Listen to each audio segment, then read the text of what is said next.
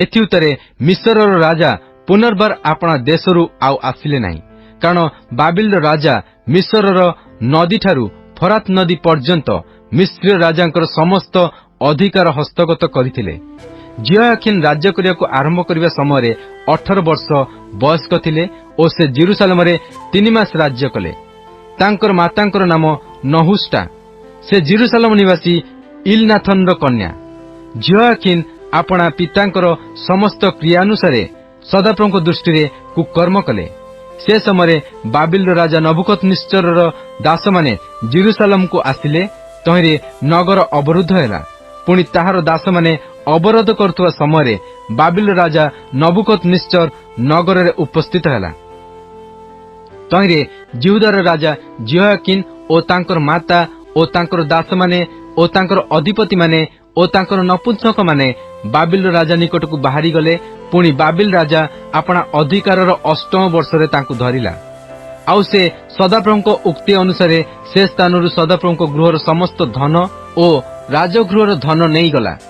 ओ इस्राएल राजा Salomon सदाप्रभुଙ୍କ मंदिर रे जे सकल स्वर्णमय पात्र निर्माण करिथिले ताहा सब खंड खंड करी काटी पकाइला। और से जेरुसालेमर समस्त लोकंकु ओ अधिपति समस्तंकु ओ महाविक्रमशाली लोक समस्तंकु एपरी 10,000 बंदींकु आउ समस्त शिल्पकार ओ कर्मकार मानंकु नेई गला। देशर नितांत दरिद्र लोक छड़ा आउ केही अवशिष्ट रहिले नहीं। और से जिहोयाकिन को बाबिल को नेई गला एवं राजांको माताकू ओ राजांकर पत्नी मानंकु ओ तांकर नपुंसक मानंकु ओ देशर प्रधान लोक मानंकु से जेरुसालेमरु बंदी करी बाबिल को नेई गला। आउ समस्त बलवान लोकंकु अर्थात 7,000 लोकंकु ओ 1,000 शिल्पकार ओ कर्मकार लोकंकु बाबिल राजा बंदी करी बाबिल को नेई गला। ए समस्ते बलवान ओ युद्ध योग्य थिले। पुणी बाबिल राजा जिहोयाखिनकर पितृव्य मतनियंकु तांकर पदरे राजा कला ओ तांको नाम बदलाई सिदिकिया रखिला। जिरिमिया अध्याय 13। सदाप्रभु मते एही कथा कहिले, तुम्भे जाई मसिना निर्मित एक पटुका किणी ताहा आपणा कटी देशरे बांध ओ जलरे ताहा रख नाही। तहिरे मु सदाप्रभुଙ୍କ वाक्यानुसारे एक पटुका किणी आपणा कटी देशरे बांधिली। अनंतर द्वितीय थर सदाप्रभुଙ୍କର वाक्य मो निकटरे उपस्थित हैला, जथा उठ तुम्भ कटी देशरे थिबा जेउ पटुका तुम्भे किणी अछ ताहा नेई फरात नदी निकटकू जाई सेठा स्थित एक शैल छिद्र रे लुचाई रख। तहिरे सदाप्रभुଙ୍କ आज्ञानुसारे मु जाई फरात नदी निकटरे ताहा लुचाई रखिली। पुणी अनेक दिन उतारे सदाप्रभु मते कहिले, तुम्भे उठी फरात नदी निकटकू जाओ ओ जेउ पटुका सेठारे लुचाई रखिया पई आंबे आज्ञा कलु ताहा सेठारु नियो। तेबे मु फरात नदी निकटकू जाई सेही पटुका लुचाई रखिथिबा स्थान खोली ताहा नेली। आउ देख से पटुका नष्ट होई अछि, ताहा आउ कोनोसी कर्मर योग्य नुहे। तेबे सदाप्रभुଙ୍କର एही वाक्य मो निकटरे उपस्थित हैला, जथा सदाप्रभु कहंती, आम्भे एही प्रकारे जिहुदार दर्प ओ जेरुसालेमर महादर्प चूर्ण करिबा। एही जो दुष्ट लोक माने आम्भ वाक्य शुणिबाकू असम्मत होई आपणा आपणा अंतकरणर अबाध्यतानुसारे चालंती ओ अन्य देवगणर सेवा ओ पूजा करिबा निमंते सेमानंकर पश्चातगमन करिअछंती। सेमाने एही अकर्मण्य पटुका तुल्य हेबे। कारण सदाप्रभु कहंती, मनुष्यर कटी देशरे पटुका जे रूप संलग्न थाए तद्रूप आम्भे समुदाय इस्राएल ओ समुदाय जिहुदा वंशकू आम्भर लोक ଓ କୀର୍ତ୍ତି ଓ ପ୍ରଶଂସା ଓ ଗୌରବ ସ୍ୱରୂପ କରିବା ପାଇଁ ଆମ୍ଭଠାରେ ସଂଲଗ୍ନ କରାଇଲୁ। ମାତ୍ର ସେମାନେ ଆମ୍ଭ କଥା ଶୁଣିବାକୁ ଅସମ୍ମତ ହେଲେ। ଏହେତୁ ତୁମ୍ଭେ ସେମାନଙ୍କୁ ଏହି କଥା କହିବ, ସଦାପ୍ରଭୁ ଇସ୍ରାଏଲର ପରମେଶ୍ୱର ଏହି କଥା କହନ୍ତି, ପ୍ରତ୍ୟେକ କଳସ ଦ୍ରାକ୍ଷାରସରେ ପୂର୍ଣ୍ଣ କରାଯିବ। ତହିଁରେ ସେମାନେ ତୁମ୍ଭକୁ କହିବେ, ପ୍ରତ୍ୟେକ କଳସ ଯେ ଦ୍ରାକ୍ଷାରସରେ ପୂର୍ଣ୍ଣ କରାଯିବ, ଏହା କଣ ଆମ୍ଭେମାନେ ଜାଣୁନାହୁଁ? ସେତେବେଳେ ତୁମ୍ଭେ ସେମାନଙ୍କୁ କହିବ, ସଦାପ୍ରଭୁ ଏହି କଥା କହନ୍ତି, ଦେଖ, ଆମ୍ଭେ ଏହି ଦେଶ ନିବାସୀ ସମସ୍ତ ଲୋକଙ୍କୁ ଅର୍ଥାତ୍ ଦାଉଦର ସିଂହାସନୋପବିଷ୍ଟ ରାଜଗଣକୁ ଓ ଯାଜକଗଣକୁ, ଭବିଷ୍ୟଦ୍ବକ୍ତାଗଣକୁ ଓ ଜେରୁସାଲେମ ନିବାସୀ ସମସ୍ତଙ୍କୁ ମତତାରେ ପୂର୍ଣ୍ଣ କରିବା। ପୁଣି ଆମ୍ଭେ ସେମାନଙ୍କର ଏକ ଜଣକୁ ଅନ୍ୟ ଜଣର ଉପରେ, ହଁ ପିତୃଗଣକୁ ଓ ପୁତ୍ରଗଣକୁ ଏକ ସଙ୍ଗେ କଚାଡ଼ି ପକାଇବା। ଏହା ସଦାପ୍ରଭୁ କହନ୍ତି। ଆମ୍ଭେ ସେମାନଙ୍କ ପ୍ରତି କୃପା କିଅବା ଦୟା ଅଥବା କରୁଣା ନ କରି ସେମାନଙ୍କୁ ନଷ୍ଟ କରିବା। ତୁମ୍ଭେମାନେ ଶୁଣ ଓ କର୍ଣ୍ଣପାତ କର, ଅହଙ୍କାର କର ନାହିଁ, କାରଣ ସଦାପ୍ରଭୁ କଥା କହିଅଛନ୍ତି। ସଦାପ୍ରଭୁ ତୁମ୍ଭମାନଙ୍କ ପରମେଶ୍ୱର ଅନ୍ଧକାର ଉପସ୍ଥିତ କରିବା ପୂର୍ବେ ଓ ଅନ୍ଧକାରମୟ ପର୍ବତରେ ତୁମ୍ଭମାନଙ୍କ ଚରଣ ଝୁଣ୍ଟିବା ପୂର୍ବେ, ପୁଣି ତୁମ୍ଭେମାନେ ଆଲୁଅର ଅପେକ୍ଷା କରୁ କରୁ ସେ ତାହା ମୃତ୍ୟୁ ଛାୟାରେ ଓ ଘୋର ଅନ୍ଧକାରରେ ପରିଣତ କରିବା ପୂର୍ବେ ତୁମ୍ଭେମାନେ ତାହାଙ୍କୁ ଗୌରବ ଦିଅ। ମାତ୍ର ଯେବେ ତୁମ୍ଭେମାନେ ଏ କଥା ଶୁଣିବ ନାହିଁ, ତେବେ ତୁମ୍ଭମାନଙ୍କର ଅହଙ୍କାର ସକାଶୁ ମୋହର ପ୍ରାଣ ନିରଳ ସ୍ଥାନରେ ରୋଦନ କରିବ ଓ ସଦାପ୍ରଭୁଙ୍କର ପଲ ବନ୍ଦୀ ଅବସ୍ଥାରେ ନୀତ ହେବା ସକାଶୁ ମୋହର ଚକ୍ଷୁ ଅତିଶୟ ରୋଦନ କରି ଅଶ୍ରୁଧାରା ବହାଇବ। ତୁମ୍ଭେ ରାଜାକୁ ଓ ରାଜମାତାକୁ କୁହ, ତୁମ୍ଭେମାନେ ଆପଣାମାନଙ୍କୁ ନମ୍ର କରି ବସ, କାରଣ ତୁମ୍ଭମାନଙ୍କର ମସ୍ତକାଭରଣ ଅର୍ଥାତ୍ ଗୌରବ ମୁକୁଟ ତଳେ ପଡ଼ିଅଛି।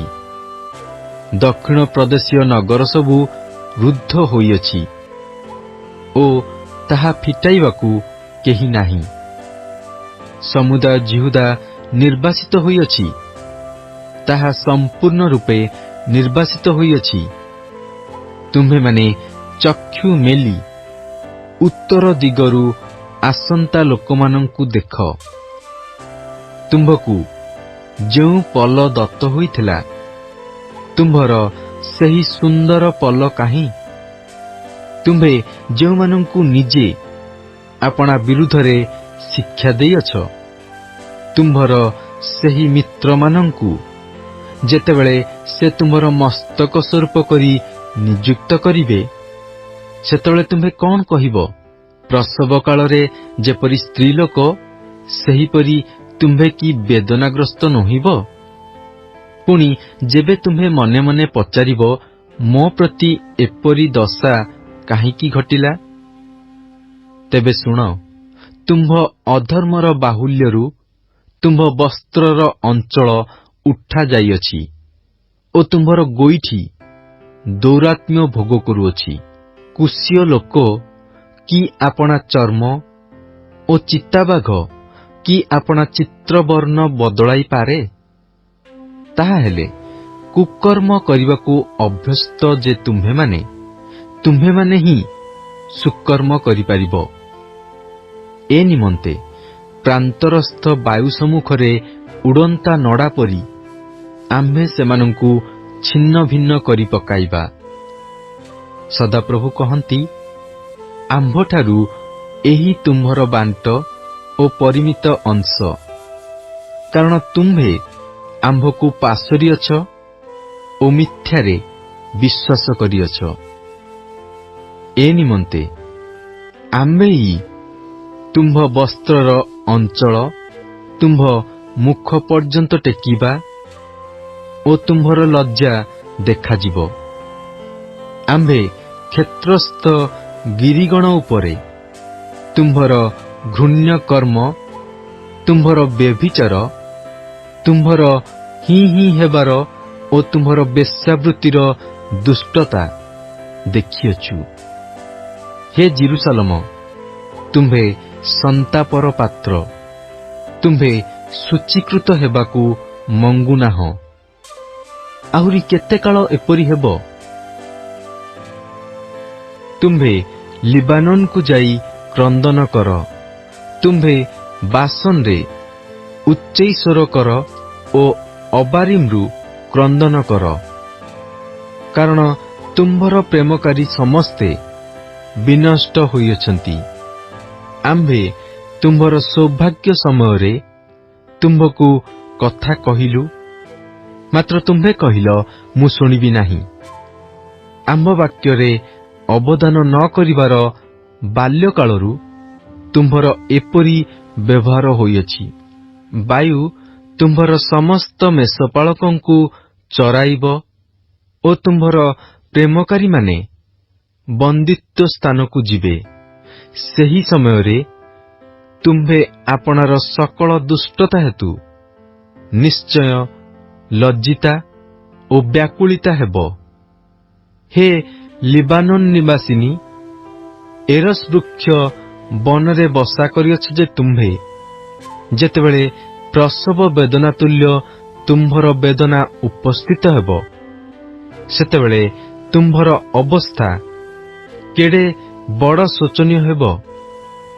ସଦାପ୍ରଭୁ କହନ୍ତି, ଆମ୍ଭେ ଜୀବତ ଥିବା ପ୍ରମାଣେ ଜିହୁଦାର ରାଜା ଜିହୋଆକିମର ପୁତ୍ର କନିୟ ଆମ୍ଭ ଦକ୍ଷିଣ ହସ୍ତରେ ମୋହର ତୁଲ୍ୟ ହେଲେ ହେଁ ଆମ୍ଭେ ତୁମ୍ଭକୁ ସେଠାରୁ କାଢ଼ି ପକାଇବା। ପୁଣି ଯେଉଁମାନେ ତୁମ୍ଭର ପ୍ରାଣ ନାଶ କରିବାକୁ ଚେଷ୍ଟା କରନ୍ତି ଓ ଯେଉଁମାନଙ୍କ ବିଷୟରେ ତୁମ୍ଭେ ଭୟ କରୁଅଛ, ସେମାନଙ୍କ ହସ୍ତରେ ଅର୍ଥାତ୍ ବାବିଲର ରାଜା ନବୁକଦ୍ନେଚ୍ଚାରର ହସ୍ତରେ ଓ କଲଦୀୟମାନଙ୍କ ହସ୍ତରେ ଆମ୍ଭେ ତୁମ୍ଭକୁ ସମର୍ପି ଦେବା।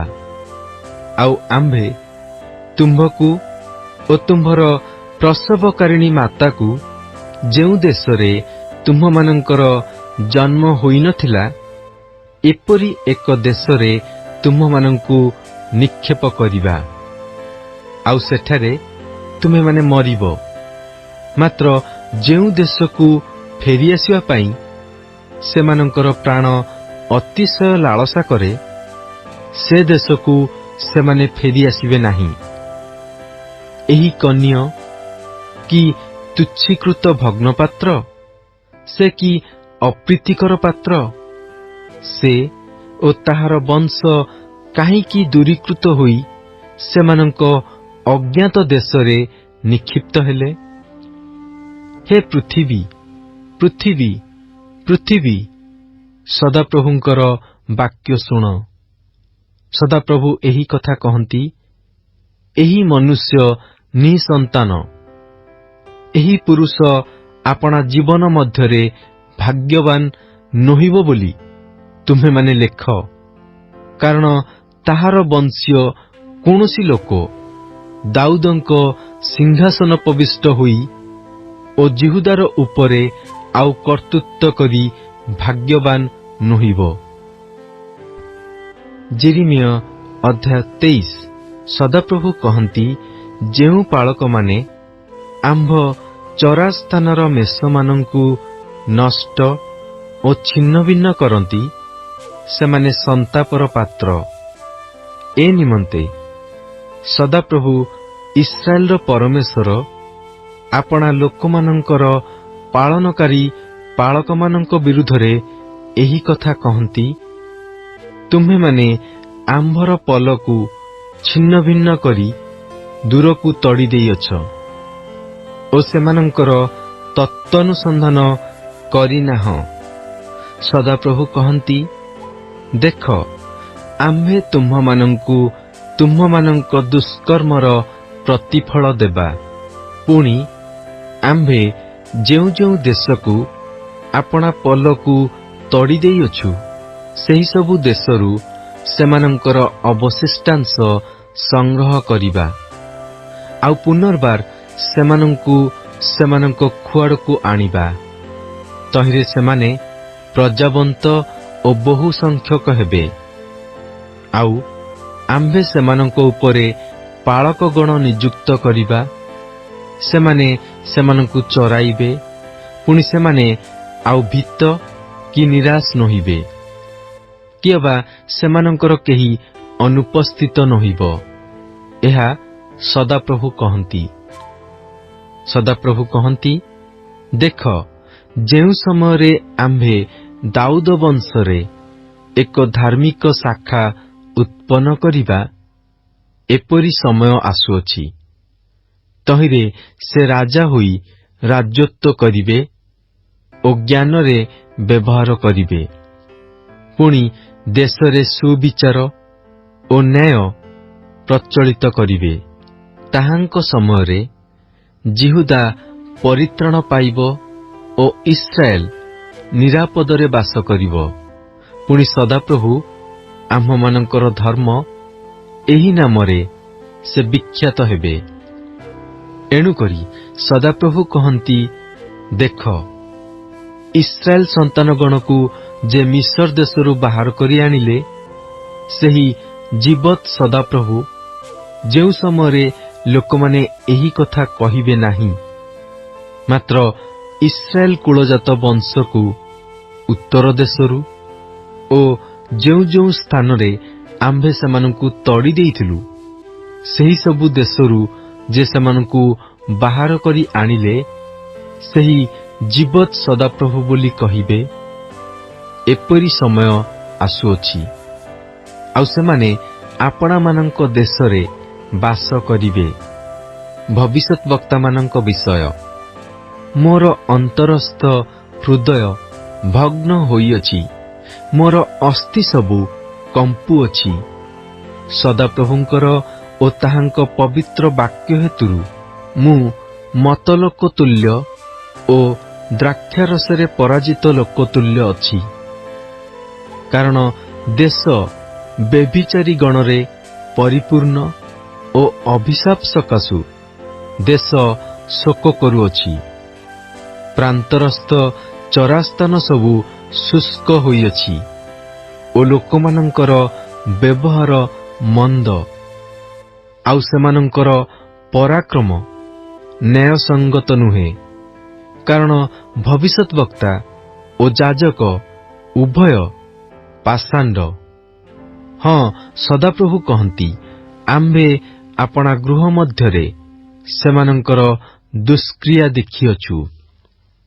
ଏଣୁକରି ସେମାନଙ୍କର ପଥ ଅନ୍ଧକାରାବୃତ ଖସଡ଼ା ସ୍ଥାନ ହେବ। ସେମାନେ ତାଡ଼ିତ ହୋଇ ତହିଁରେ ପଡ଼ିବେ। କାରଣ ସଦାପ୍ରଭୁ କହନ୍ତି, ଆମ୍ଭେ ସେମାନଙ୍କ ଉପରେ ଅମଙ୍ଗଳ ଅର୍ଥାତ୍ ସେମାନଙ୍କୁ ପ୍ରତିଫଳ ଦେବାର ବର୍ଷ ଆଣିବା। ଆହୁରି ଆମ୍ଭେ ସମରିୟାର ଭବିଷ୍ୟତ୍ ବକ୍ତାମାନଙ୍କ ମଧ୍ୟରେ ଅଜ୍ଞାନତା ଦେଖିଅଛୁ। ସେମାନେ ବାଲ୍ ଦେବ ନାମରେ ଭବିଷ୍ୟତ୍ ବାକ୍ୟ ପ୍ରଚାର କରି ଆମ୍ଭର ଇସ୍ରାଏଲ ଲୋକମାନଙ୍କୁ ଭ୍ରାନ୍ତ କରାଇଲେ। ଜିରୁସାଲମର ଭବିଷ୍ୟତ୍ ବକ୍ତାମାନଙ୍କ ମଧ୍ୟରେ ହିଁ ଆମ୍ଭେ ରୋମାଞ୍ଚଜନକ ବିଷୟ ଦେଖିଅଛୁ। ସେମାନେ ପରଦାର ଗମନ କରନ୍ତି, ମିଥ୍ୟାଚରଣ କରନ୍ତି ଓ ଦୁଷ୍କର୍ମକାରୀମାନଙ୍କର ହସ୍ତ ଏପରି ସବଳ କରନ୍ତି ଯେ ସେମାନଙ୍କର କେହି ଆପଣା ଆପଣା ଦୁଷ୍ଟତାରୁ ଫେରନ୍ତି ନାହିଁ। ସେ ସମସ୍ତେ ଆମ୍ଭ ପ୍ରତି ସଦମର ତୁଲ୍ୟ ଓ ତହିଁର ନିବାସୀମାନେ ହୋମରାର ସମାନ ଅଟନ୍ତି। ଏହେତୁ ସୈନ୍ୟାଧିପତି ସଦାପ୍ରଭୁ ଭବିଷ୍ୟତ୍ ବକ୍ତାମାନଙ୍କ ବିଷୟରେ ଏହି କଥା କହନ୍ତି, ଦେଖ, ଆମ୍ଭେ ସେମାନଙ୍କୁ ନାଗଦଅଣା ଭୋଜନ କରାଇବା ଓ ବିଷବୃକ୍ଷର ରସ ପାନ କରାଇବା। କାରଣ ଜିରୁସାଲେମର ଭବିଷ୍ୟଦ୍ବକ୍ତାଗଣଠାରୁ ଦେଶଯାକରେ ପାଷଣ୍ଡତା ବ୍ୟାପିଅଛି।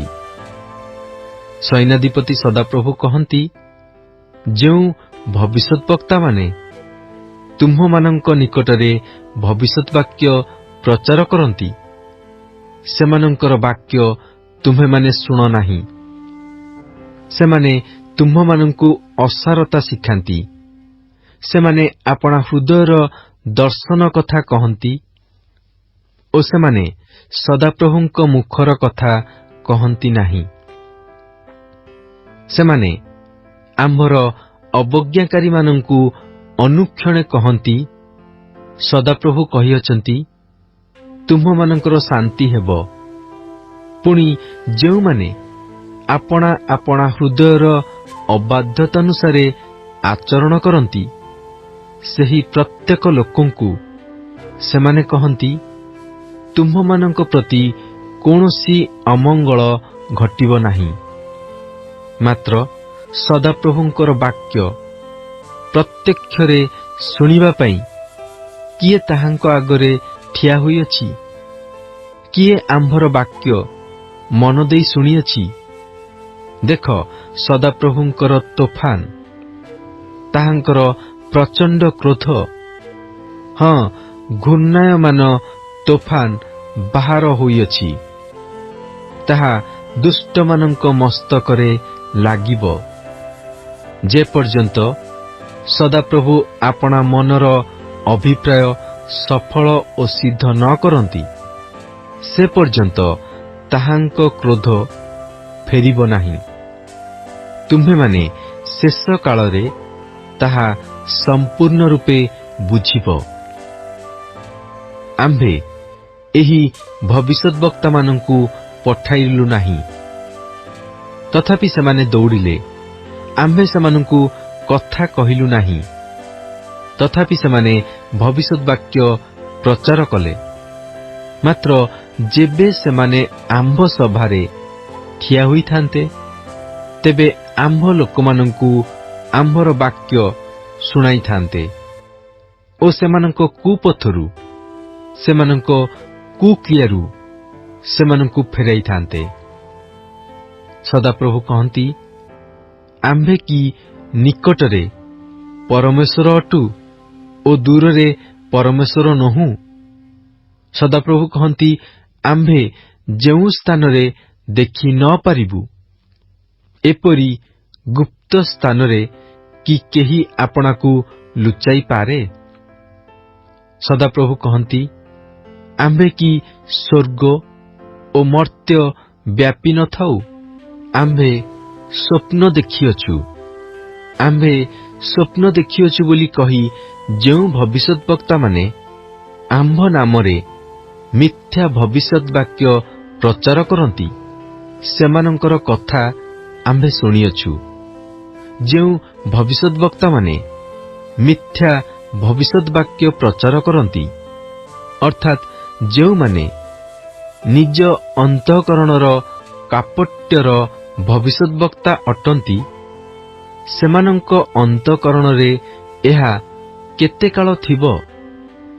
ସେମାନଙ୍କର ପିତୃପୁରୁଷମାନେ ଯେପରି ବାଲ୍ ଦେବ ସକାଶେ ଆମ୍ଭ ନାମ ପାସୋରି ପକାଇଲେ, ସେପରି ସେମାନେ ଆପଣା ଆପଣା ପ୍ରତିବାସୀ ନିକଟରେ ନିଜ ସ୍ୱପ୍ନ କଥା କହି ଆମ୍ଭ ଲୋକମାନଙ୍କୁ ଆମ୍ଭର ନାମ ବିସ୍ମୃତ କରାଇବାକୁ ବିଚାର କରନ୍ତି।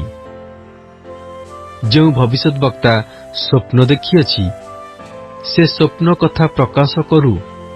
ପୁଣି ଯେ ଆମ୍ଭର ବାକ୍ୟ ପାଇଅଛି, ସେ ବିଶ୍ୱସ୍ତ ରୂପେ ଆମ୍ଭର ବାକ୍ୟ କହୁ। ସଦାପ୍ରଭୁ କହନ୍ତି, ଶସ୍ୟ ନିକଟରେ ପାଳ କଣ? ସଦାପ୍ରଭୁ କହନ୍ତି, ଆମ୍ଭର ବାକ୍ୟ କି ଅଗ୍ନି ସ୍ୱରୂପ ନୁହେଁ ଓ ପାଷାଣ ଖଣ୍ଡ ବିଖଣ୍ଡକାରୀ ହାତୁଡ଼ି ତୁଲ୍ୟ ନୁହେଁ?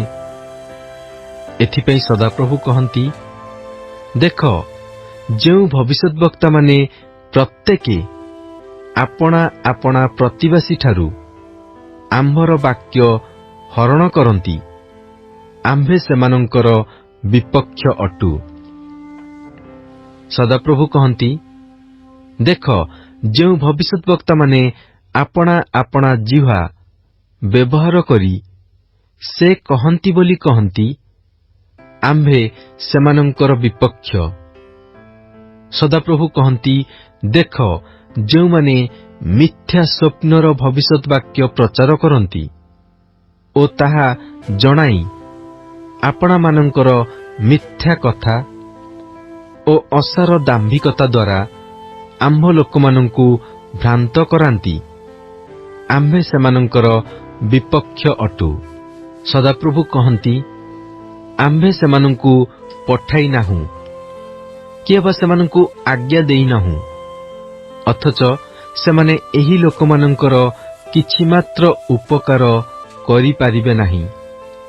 ପୁଣି ଯେତେବେଳେ ଏହି ଲୋକମାନେ ଅବା ଭବିଷ୍ୟତବକ୍ତା ଅବା କୌଣସି ଯାଜକ ତୁମ୍ଭକୁ ପଚାରିବେ, ସଦାପ୍ରଭୁଙ୍କର ଭାରକ୍ତି କଣ?